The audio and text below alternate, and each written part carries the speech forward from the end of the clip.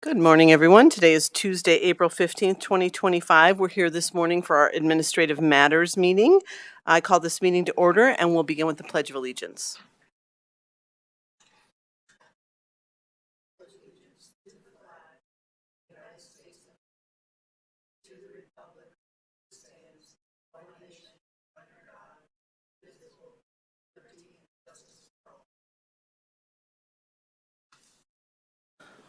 Welcome, everyone. We have a short agenda today, so we wish shouldn't be too long. I'm Kristen Stevens, Chair of the Board of County Commissioners. With me is my fellow Commissioner, Commissioner John Kafalis. On the phone, we have Commissioner Jody Shattuck McNally. To my right, we have Deirdre O'Neill from the Clerk's Office. We have Lorenda Volker, our County Manager. We have Tom Clayton from Public Affairs, and we have Sarah Martin from the Commissioner's Office. And we will begin, as we normally do, with our public comment. We have two folks signed up for public comment and exactly two people in the audience today. So we'll begin with Cindy. Cindy, we'll have you come up, introduce yourself. As a reminder, you'll have 3 minutes. Cindy Buckhart, President of the Larimer County 4-H Foundation. I'm here today to discuss the email sent by Connor McGrath of March 24th, of which Mr. McGrath stated ongoing non-compliance by the Larimer County 4-H Foundation. He stated that the ranch had a long-standing policy requiring all event food to be commercially prepackaged and sourced from licensed distributors. This was not communicated to the foundation until February 2023, 2 years ago. This is not long-standing. Long-standing is that the foundation had been having a bake sale and carnival food for 64 years. That is long-standing, not 2 years. 2023, the foundation continues as they have for previous 63 years with the bake sale and carnival food. There was no formal communication throughout 2023 other than myself coming to make public comment. Commissioner Shattuck McNally, I take exception to your comment last week that has been ongoing when it has not. The only communication that transpired in 2024 regarding the carnival was twice in January and again in February. The carnival was held and there was no bake sale, and the county 4-H clubs had been instructed by the foundation that they could not have carnival food as they had in the past since it was not prepackaged. The foundation followed through with the letter of 2023.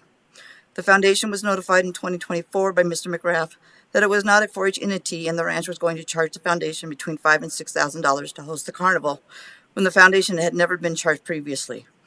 Mr. McGrath notified the foundation on December 26 that the ranch would once again consider the 4-H Foundation a 4-H entity so that they could now proceed with our plans for the carnival, which only gave the remainder of January and February to plan and solicit vendors. There was no discussion throughout 2024 regarding food policy and the carnival.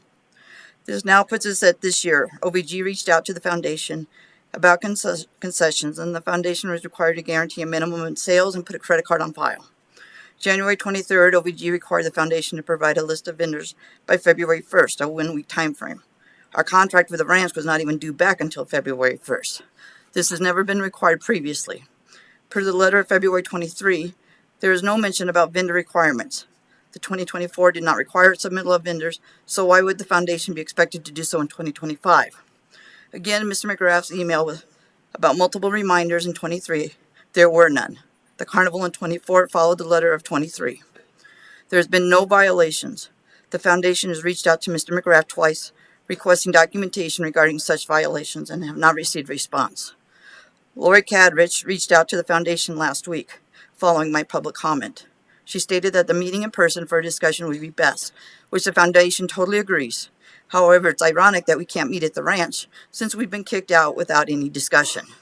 It took us all of 2024 to get ourselves back into meeting at the ranch and be recognized as 4-H to be kicked out 2 months later. This certainly demonstrates how the ranch has long supported the Larimer County 4-H Foundation. Not. Thank you, Cindy. Next speaker is Paul Gessler. Paul, you'll have 3 minutes, and we'll just ask you to introduce yourself. Thank you. Paul Gessler, Fort Collins. I want to follow up on the comments I made 2 weeks ago, and I appreciate your making time, John, to meet with me. But I found it interesting that, and about the PTSD court that is being instituted here. And I would like to know if it would be best to contact Emily Humphreys to be part of that PTSD court as an observer and as a resource. And that's my only concern. I appreciate the work you're doing toward restorative justice and for PTS and justice for veterans. Thank you. Thank you, Paul. Anyone else for public comment? There's no one in the audience, and Sarah, I believe there's no one on the phone, so we will close public comment, bring it back to the commissioners. Commissioner Shattuck McNally, any comments after hearing the public comment? Not today. Thank you, Madam Chair. Okay. Commissioner Kvalis, anything to say? Regarding Paul's question, can certainly follow up who the best contact would be. I think I can't recall the name of the person who's in charge of the problem-solving courts, but we can certainly find out, or unless Lorinda already knows. But I also want to clarify, I think you refer the PTSD court that you're referring to, I believe, is the Veterans Court that we are anticipating will be operational within the next month or so. But we can follow up, and I appreciate Cindy's passion, and I think communication is always a good thing, and it's between the ranch and CSU Extension. We support 4-H. We support the 4-H Foundation. That's all. Thank you. Thank you. All right, we'll move on in our agenda to approval of the minutes. Commissioner Shattuck McNally, will you make that motion, please? Yes, Madam Chair. I move to approve the minutes for the week of April 7th, 2025. Thank you. There's a motion on the table. Any further discussion on this item? No. Seeing none, all in favor say aye. Aye. Aye. Aye. That motion passes 3-0, and we'll move to our upcoming schedule review. Sarah, will you help us out with that? This is the Commissioner's schedule for April 21st through the 26th, 2025. On Monday, April 21st, from 9 a.m. to 10:30 a.m., Commissioner Shattuck McNally may participate in the virtual Larimer Epidemiology Work Group meeting. From 9 a.m. to 11 a.m., Commissioners may attend the Climate Smart Future Ready Year 1 celebration at the Center for Creativity at 200 Matthews Street in Fort Collins. From 12 p.m. to 1:30 p.m., there will be an elected officials lunch at the Rio Grande Mexican Restaurant at 143 West Mountain Avenue in Fort Collins. From 3 p.m. to 6 p.m., there will be land use items with the Development Review Team. It's a hybrid meeting. In person, it will be in the hearing room on the first floor or virtually via Zoom. On Tuesday, April 22nd, from 9 a.m. to 12 p.m., there will be an Administrative Matters meeting in the hearing room on the first floor. From 1:30 p.m. to 2 p.m., there will be legislative direction to county staff in the Sprague Lake Conference Room on the second floor. From 2 p.m. to 3 p.m., there will be administrative direction to county management in the Sprague Lake Conference Room on the second floor. From 6 p.m. to 8 p.m., Commissioner Stevens will attend the Clean Water for Our Neighbors panel discussion at Odell Brewing at 800 East Lincoln Avenue in Fort Collins. On Monday, April 23rd, from 7 a.m. to 8 a.m., Commissioner Kvalis will attend the North Fort Collins Business Association meeting at the Rocky Mountain Innosphere at 320 East Vine Drive in Fort Collins. From 7:30 a.m. to 9 a.m., Commissioner Shattuck McNally will attend the Alternatives to Violence Purple Ribbon Breakfast at Embassy Suites at 4705 Clydesdale Parkway in Loveland. From 8:30 a.m. to 9:30 a.m., Commissioners Stevens and Shattuck McNally may participate in the virtual Counties and Commissioners Acting Together Governing Board meeting. From 12 p.m. to 1 p.m., there will be a Commissioners' Casual Conversation in the Commissioners' Conference Room on the second floor. From 2 p.m. to 3:15 p.m., Commissioner Stevens will speak at the Front Range Community College American State and Local Government class at 4616 South Shields Street in Fort Collins. From 6 p.m. to 8 p.m., Commissioner Shattuck McNally may attend the Equity, Diversity, and Inclusion Advisory Board meeting. It's a hybrid meeting. In person, it will be in the Boyd Lake Conference Room on the first floor or virtually via Zoom. From 6:30 p.m. to 7:30 p.m., Commissioner Stevens may attend the Fair Board meeting. It's a hybrid meeting. In person, it will be at the McKee 4-H Youth and Community Building at 5280 Arena Circle in Loveland, or virtually via Zoom. On Thursday, April 24th, from 8:30 a.m. to 9:45 a.m., Commissioner Stevens may attend the Neighbor to Neighbor Meet and Eat event at the Life Center at 1511 11th Street in Loveland. From 2 p.m. to 3:30 p.m., Commissioner Shattuck McNally may attend the Regional Opioid Abatement Council meeting. It's a hybrid meeting. In person, it will be at 2260 West Trilby Road in Fort Collins, or virtually via Zoom. From 3 p.m. to 4:30 p.m., Commissioner Stevens may participate in the virtual non-attainment area air pollution mitigation enterprise meeting. From 5 p.m. to 7 p.m., Commissioner Stevens may attend the Fort Collins Urban Renewal Authority board meeting. It's a hybrid meeting. In person, it will be at 300 LaPorte Avenue in Fort Collins, or virtually via Zoom. From 5 p.m. to 8 p.m., Commissioner Shattuck McNally may attend the Open Lands Advisory Board meeting. It's a hybrid meeting.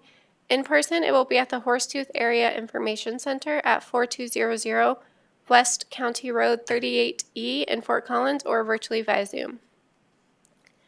On Friday, April 25th, from 9 a.m. to 11 a.m., Commissioner Stevens may participate in the virtual Middle Income Housing Authority board meeting. From 9 a.m. to 4 p.m., Commissioners may participate in the virtual Colorado Counties Inc. Steering Committee meetings. From 10 a.m. to 11 a.m., Commissioners may participate in the virtual Counties and Commissioners Acting Together member check-in meeting. From 12 p.m. to 1:30 p.m., Commissioner Shattuck McNally may attend the Larimer County Child, Youth, and Family Services All-Staff Meeting at Club Tico at 1599 City Park Drive in Fort Collins. And on Saturday, April 26th, from 4:30 p.m. to 8 p.m., Commissioner Shattuck McNally may attend the Matthews House 20-year anniversary celebration at Embassy Suites at 4705 Clydesdale Parkway in Loveland. Thank you, Sarah. Commissioners, any additions or corrections? Commissioner Kafalis, please go ahead. Thank you. Thank you, Madam Chair. Thank you, Sarah. The only thing, it's a minor thing, but the NFCBA meeting on the 23rd, I would change will to a may. Thank you. Thank you, Commissioner. Commissioner Shattuck McNally? Thank you, Madam Chair. Sarah, I also am attending I've bought a ticket. I forgot to put it on my calendar on Tuesday, April 22nd. The Trees, Water, and People event at Odell's. I'm attending that same event, and also I'm arriving late at the Neighbor to Neighbor event in Loveland at 8:30. I won't be there till 8:45, but I wanted to put that on the agenda. And I think that's it. Thank you. Thank you, Commissioner. Sarah, just a couple things. So on the Tuesday, I'm actually on the panel at Odell's for that clean water event. And we'll be talking about water in mobile home parks, so and situations in mobile home parks. I will say that on let's see, some meetings are canceled for me. So the non-attainment area air pollution mitigation enterprise on Thursday at 3 got canceled, as did the Middle Income Housing Authority board meeting on Friday at 9, and then I will also attend the Larimer County Youth and Child, Youth, and Family Services all-staff meeting on Friday. And that is it for me. Thank you. All right. Moving right along, we'll move into the consent agenda. It's a short consent agenda, but I'll read through some of these items, see if any commissioners want to remove anything from the consent agenda before we approve it. The first items are abatements. There are a number of abatements, all from the Saratoga Falls third filing in Timnath. Each the same amount for each account, and the refunds are cumulative and exceed the allotted refund amount of $10,000.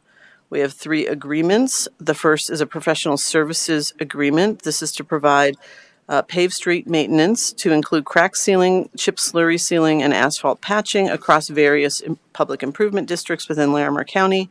And the total dollar amount will be based upon service needs, but estimated to be approximately $800,000.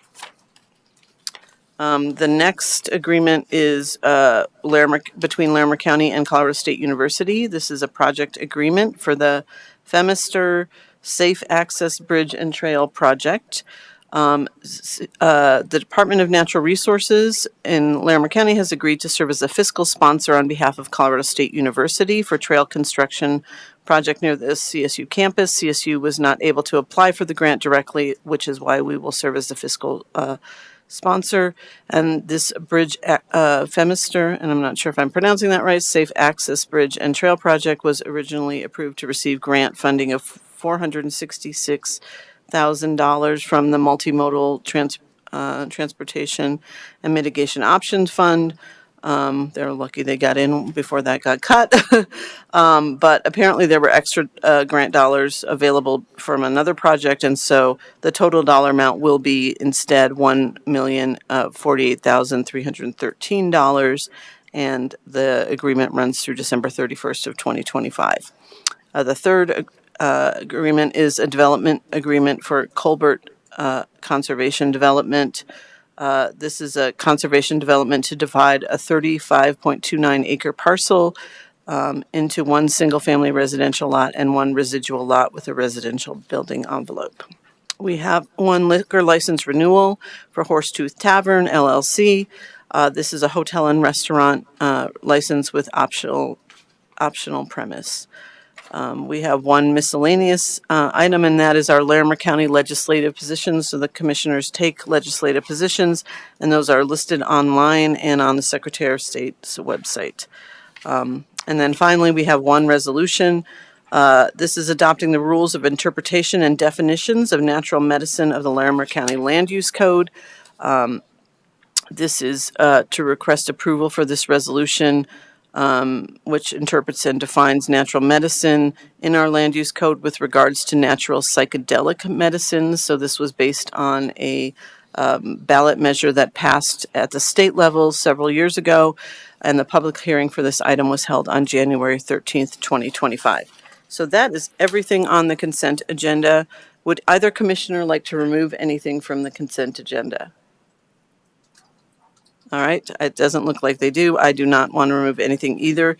Then I will ask Commissioner Kafalis to make a motion to approve this consent agenda. Thank you. I move to approve the consent agenda for April 15th, 2025. Thank you, Commissioner. There's a motion on the table. Any further discussion on this item? Hearing and seeing none, all in favor say aye. Aye. Aye. Aye. That motion passes 3-0.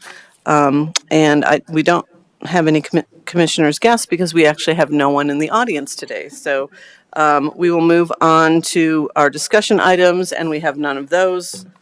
We're just ticking along here, folks. Next item is County Manager Update. Lorenda. Thank you, Commissioners.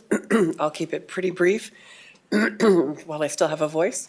I did meet with two of the municipal partners last week. I met with the town manager of Estes Park, Travis Michalik, and Bertha town manager Chris Kirk. A lot of great things are happening in those communities, and we're part of those as well. And so it's always good to catch up with them. And then I had a great quarterly meeting with the clerk and recorder, Tina Harris. They've made some great strides this past year, and they'll be coming out with what their version of an online annual report, which will be, I think, a pretty good report card for their office. And I'm anxious to see how everyone reacts to that information. So those are my two big updates for last week. Thank you, Lorenda. Any questions or comments for Lorenda? No, thank you. Well, thanks for your work last week and every week. We'll move on to commissioner activity reports. Commissioner Shattuck McNally, would you like to give a report this morning? Yes, I would. Thank you, Madam Chair.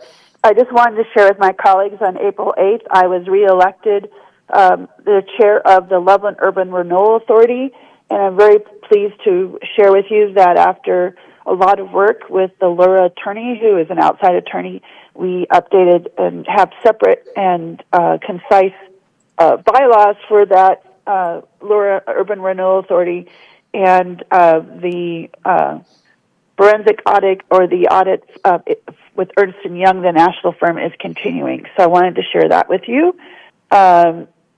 Also, I attended a field trip with NOCO Places 2050 on Wednesday, April 9th, and we were on the border of Boulder County and Larimer County, near the Rabbit Mountain open space, and near some of the open space that we have purchased, not just put a conservation easement, but purchased. And we entered from the Boulder County side. We were there with a lot of folks from NOCO Places 2050, but it was a really interesting and very productive field trip. And I want to share about this because there will be partnerships if we can work it out, that we might be able to have some trail and collaborative work and management. That area, it is one of the most biodiverse areas in the state. For Boulder County, 40% of their biodiversity and species are in that space, and for Colorado, 15% of the biodiversity is in that space. There are some very rare double barrel or bluebell kind of flowering plant, and there's also a site of very important indigenous roots and history there. So I wanted to share that. Was very exciting to see and be on the line and see the work that's happening with all those folks. I went I wanted to share about the Fort Collins Area Chamber event at the ranch. Also, we had our CCAP meeting, which was very robust that evening, but I did a lot of really great conversations with folks, local humane, Summit Stone Health Partners. There was a lot of great conversations had and a lot of great networking, and I want to congratulate all the folks who received awards from the Chamber, well-deserved recognition, and they passed the baton to the new president of the board. And so I was there with Director Leslie Ellis, and we had some good conversations. Office on Aging, they continue to work for the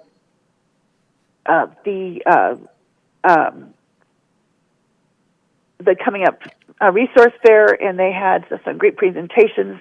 Not much else new there. And then I went to the CSU Public Health event at CSU with Director Tom Gonzalez and a lot of his staff. It was a great presentation on how nature is connected to health and being out in nature. And there were some studies from CSU that they're currently doing and seeing how that research happened, and discuss the results, which were very compelling about how important it is to be out in nature, especially for older adults as well as youth. Well, for all of us to be out in nature, but it might be helping with some cognitive things and for memory. So I wanted to share that great news. It was a really well done event. And then I went down to the Capitol on Friday and talked with some of our legislative colleagues. I handed out our behavioral health annual report, which they were all glad to see. I did talk to some folks about some legislation that we have been in support of, and that was really exciting to be down there. And we had our attorney generals. I had to do that virtually. The attorney general's opiate abatement statewide data outcome work group, which we've been working on kind of the scope of what we want to see for gathering information for a state and how that would align with all the different regions. And we are Region 2, and we are doing some of the same work. But an RFP will be going out to gather that for that organization, for an outside agency to come help put that together. And then I was really honored, and I attended with Commissioner Kafalis the 31st annual Spring Powwow and Indigenous Market on both Saturday and Sunday. It was an honor to speak on Friday night. I appreciate Ermin Woodfin and Jan Iron and the Iron family for the welcome and the ability to participate. And also, it was wonderful to look at all the market and talk with a lot of residents. Some of my alumni from my back in 2016 attending Larimer 101, they were there, and they came up and said, "Hey, it's great to see you. I don't think we've seen you since our class from our Larimer 101." So that was fun to see some of the folks who are still very involved from that. And then on Saturday was very with the Veterans Plaza. Gary Rigner gave us an award. I know Commissioner Stevens has that trophy, or not trophy, little award with the sculpture on it, and I appreciate her bringing that into the office. It was an honor to be a part of that. And then Joe Nagoose had given a certificate appreciation to Jan Iron for her long-time advocacy for Indigenous folks in northern Colorado. And so there was a celebration dance that we were able to join, being there that day with and honored to wear the special ceremonial shawls, and that was really a big highlight of my year. And I felt very humbled by the opportunity. So that's all I have to share, Madam Chair. Thank you. Thank you, Commissioner. Commissioner Kafalis, your report. Just a couple of things, I suppose. I ran the Horsetooth Half Marathon on Sunday, came to work on Monday. Saturday morning, we had our LaPorte community conversation, it was good to reconnect with folks, or a small group, but it had been all winter since we had that community conversation, so grateful for that. I appreciated being with the three of us, being at the Veterans Plaza, the unveiling of the new sign, which the county helped support that effort financially in other ways. And then, of course, the Friday night, I was happy to offer the welcoming address for the 31st Annual Northern Colorado Intertribal Powwow and Art Market. I think there are other things, but I can't remember. That's fine. Thank you. I'll just be pretty brief. I did share with my colleagues earlier this morning that I'm celebrating this week my 10th year in local public office. So really just always honored to serve the community and help in any way I can. So it's been fun to celebrate that. And those 10 years have flown past. I will say on Thursday, I did attend the Downtown Development Authority board meeting, and we are looking at, one of the things the board is concerned about is preserving the parking garage that's on Remington. So there's some discussions happening around that, but, Downtown Businesses Association members and business owners are very concerned about that parking garage. So that will likely be an ongoing discussion. I, as was said, attended the Veterans Plaza event where there was the unveiling of the sign, which was, it's a beautiful sign. So happy to be a part of, contributing to that in a small way. And there were multiple other contributors that were there and I have the award, but I forgot to bring it down this morning. So, we didn't need an award. We were happy just to be a part of that, but it was a nice celebration. And then I attended the 31st annual powwow on Sunday afternoon, gave some remarks along with our state treasurer, Dave Young, and council member Julie Pinataro. A beautiful event. It was nice to acknowledge Jan Iron for all the work that she's done in the community. So we thank Congressman Nagoose for having for acknowledging her, and of course Irma Woodfin and everyone who organizes the powwow. It's definitely a labor of love. It's a lot of work, but a very beautiful celebration and a wonderful way to celebrate Native culture in our community, and express, that we are a welcoming and diverse community. So that was a wonderful event. That was about it for me for last week, except for meetings around, legislative priorities in the state budget. So, which we are looking to see, what might be cut and what, how the things that we need to provide, the services that we need to provide might have to be cut, or especially roads and bridges are, very much in play as the budget for transportation gets cut, and so we're really working hard behind the scenes on a lot of budgetary issues at both the state and the federal level. So just wanted folks to be aware of that as well. It is 9:30. We have no legal matters and we have no other business to come before this board. So one of the quickest meetings we've had all year. So at 9:30, we'll be adjourning and we'll see you next week. Thanks, Larimer County.